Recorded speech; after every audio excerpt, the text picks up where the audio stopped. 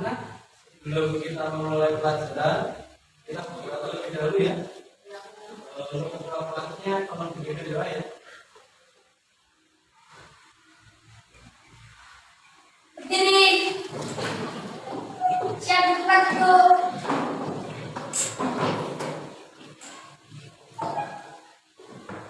Doa mulai. Bismillahirrahmanirrahim. Alhamdulillahirabbil alamin. Ar-Rahmanirrahim. Maliki yaumiddin. Iyyaka na'budu wa iyyaka nasta'in. Ihdinas siratal mustaqim. Siratal ladzina an'amta 'alaihim ghairil maghdubi 'alaihim waladdallin.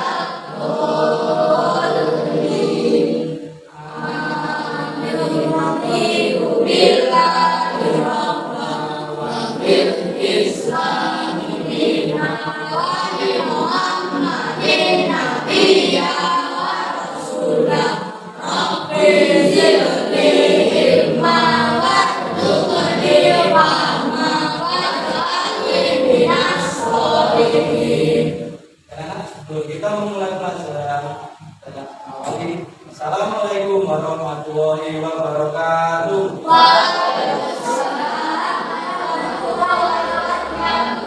Selamat pagi anak-anak. Bagaimana kabarnya hari ini? Alhamdulillah, luar biasa.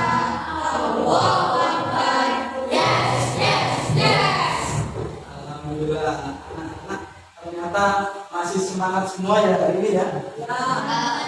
Pada pertemuan kali ini di awal kita masuk di bulan Syawal ya.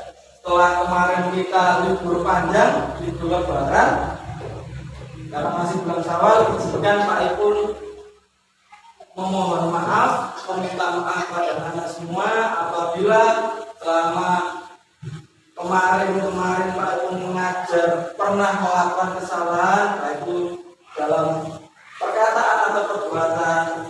Izinkan saya mengucapkan minal aidin wal faizin, mohon maaf lahir dan batin. Tolong dimaafkan ya. Anak-anak, pada pertemuan kali ini kita akan mulai pelajaran pelajaran di awal masuk setelah libur lebaran. Yang kemarin kita belajar 7, pada hari ini kita akan belajar 4. Oleh sebab itu, tolong dikeluarkan bukunya dulu, buku paket, buku tulis dan alatnya dulu ya.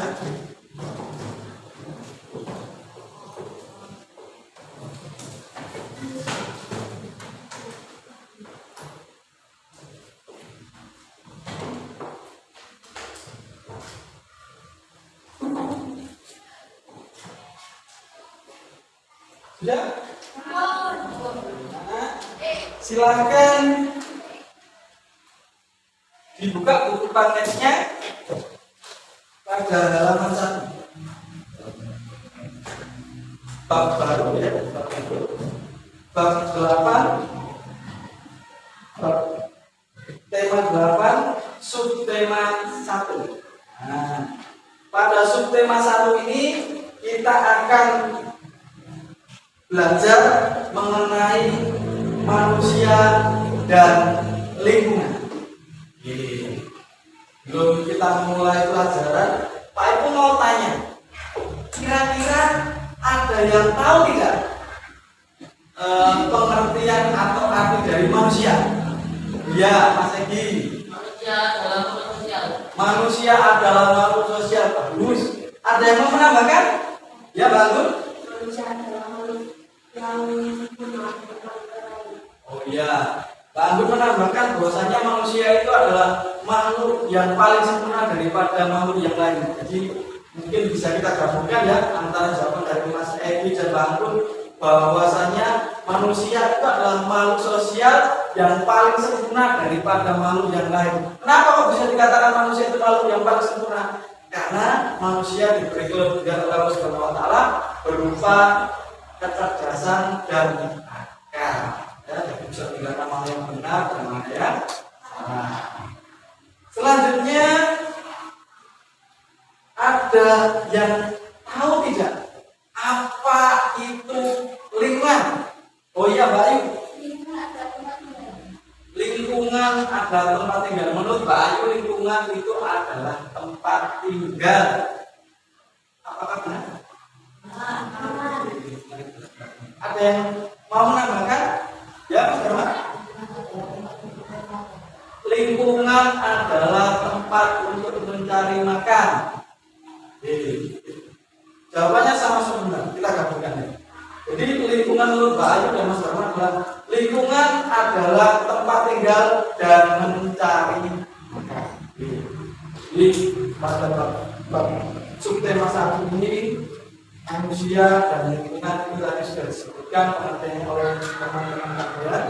Coba anak-anak lihat di halaman 1 itu ada dua gambar. Ada dua gambar yang pertama gambar yang dari di atas, yang kedua gambar yang di bawah. Gambar di atas ini kira-kira gambar apa kan? Sawah. Pegunungan ya. Bukit. Lagi. Sawah, pegunungan, bukit ya. Gunung. Coba gambar yang kedua kira-kira gambar apa itu? Anak-anak lagi menanam apa? Menanam tumbuhan. Apa benar ini menanam tumbuhan? Bisa dikatakan karena ini masih kecil ya, mungkin ini menanam bibit tanaman. Kira-kira kalau sama melihat gambar yang hijau seperti ini, senang tidak? Nah, jadi gambar yang hijau ini menunjukkan bahwa lingkungan ini atau tempat ini adalah tempat yang subur, bukan tempat yang tandus. Kenapa? Hijau-hijauannya banyak, tumbuhannya lebat. Ya. Nah, berasal dari mana? Bisa dari anak-anak ini menanam. Kalau tanaman ini atau tanaman ini dirawat, nanti akan tumbuh, berkembang, kemudian akan lingkungan di sekitarnya juga akan menjadi hijau. Ya. Anak, kira-kira dari dua gambar di atas, kira-kira anak-anak bisa menunjukkan fakta atau apa, kesimpulan apa yang bisa sama menunjukkan dari dua gambar di atas? Ada yang tahu? Coba anak-anak, ada tahu?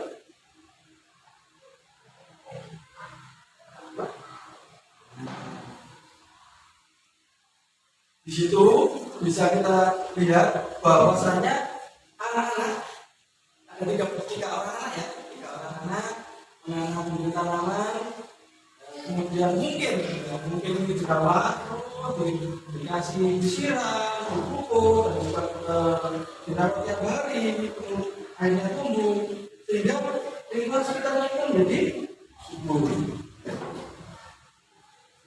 Nah, dari kegiatan tersebut, lingkungan yang subur, lingkungan yang hijau, lingkungan yang asri. Kira-kira lingkungan anak-anak tahu tidak? Lingkungan apa sih? Guna lingkungan itu bagi manusia. Kira-kira lingkungan berguna tidak bagi manusia? Salah satu contoh, ya, salah satu guna lingkungan bagi manusia yaitu bisa menyediakan segala macam kebutuhan manusia. Apa saja Pak? Mulai dari bahan makanan, ya, sayuran, buah-buahan itu bisa disediakan oleh lingkungan sekitar kita. Ya. Lingkungan juga bisa menyediakan bahan Iya. Lupa, kok bahan pakaian ya? Baju yang kita pakai ini berasal juga dari tanaman. Contohnya adalah tanaman kapas. Tanaman kapas diolah, ditimpal menjadi benang, benang kemudian diolah lagi menjadi kain, kain kemudian dijahit, akhirnya menjadi baju seperti yang kita pakai. Lingkungan juga bisa menyediakan tempat tinggal atau bahan kita tinggal. Contohnya apa? Kayu, pintu, jendela, ya. Itu berasal dari lingkungan yang kita rawat, yang kita tanam, tumbuhan yang kita tanam, yang tumbuh besar, kemudian bisa tumbuh dari pohon yang besar, bisa kita manfaatkan untuk bahan-bahan. Selanjutnya,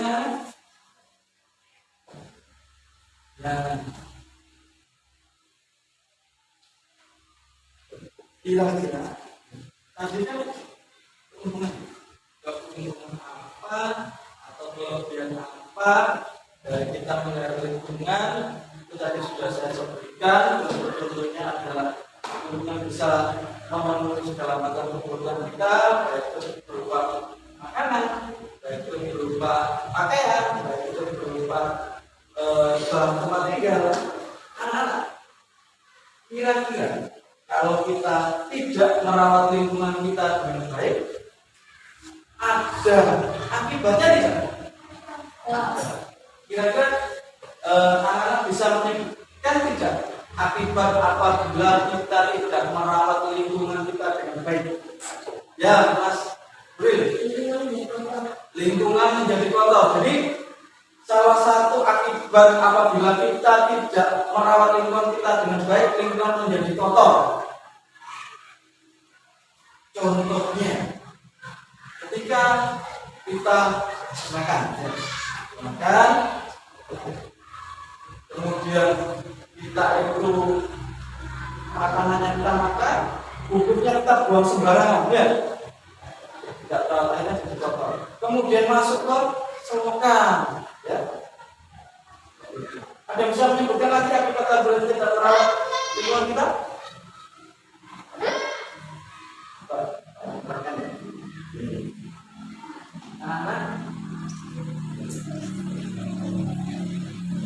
Lingkungan yang ada di sekitar kita selain membawa manfaat, itu juga membawa dampak apabila tidak kita rawat dengan baik.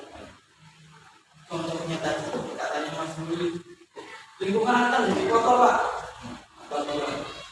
Banyak dedaunan ataupun bungkus dari makanan yang dibuang sembarangan masuk ke parit, menyumbat parit atau selokan. Kemudian turun hujan yang lebat, ya, air tidak bisa mengalir. Air tidak bisa mengalir karena apa? Selokan atau parit tersumbat sehingga menyebabkan banjir. Jadi sebaiknya anak-anak, kalau kita akan jangan buang sampah sembarangan. Supaya apa? Tidak menyebabkan ya.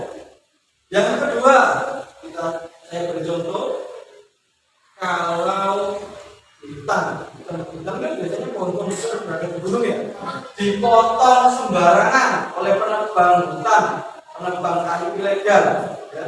Padahal pohon-pohon yang berada di gunung atau di hutan itu berfungsi menyerap air hujan. Air hujan yang banyak diserap oleh pohon-pohon yang besar yang ada di gunung dan juga di hutan.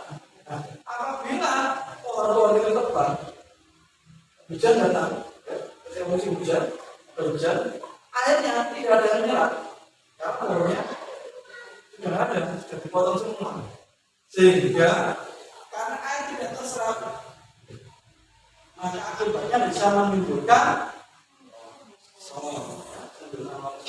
oleh sebab itu, apabila anak-anak sekalian sudah melihat ada hutan atau pohon-pohon di gunung itu sudah ditebang, ya, Coba.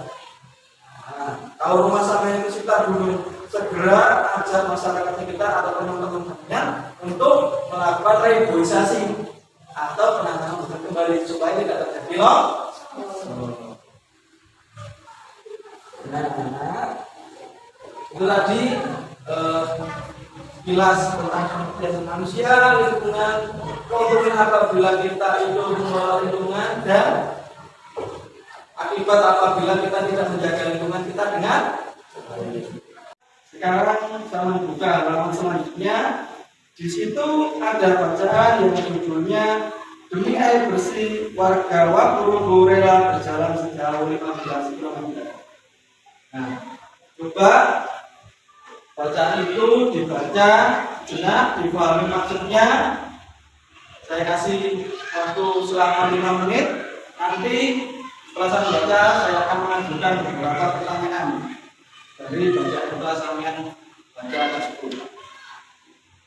Jadi sudah semua?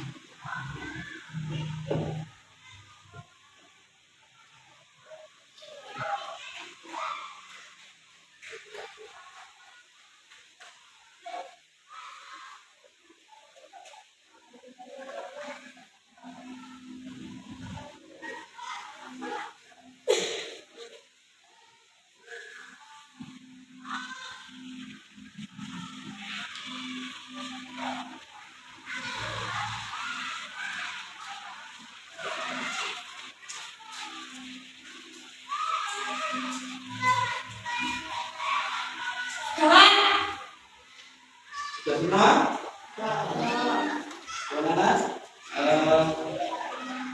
Coba saya akan mengajukan pertanyaan yang pertama dari bacaan tersebut ya. Saya baca tadi. Yang pertama, peristiwa apa yang terjadi?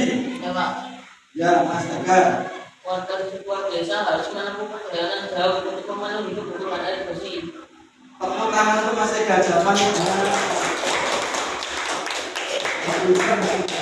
Pertanyaan yang kedua, buat simak baik-baik. Di mana peristiwa itu terjadi? Saya Pak.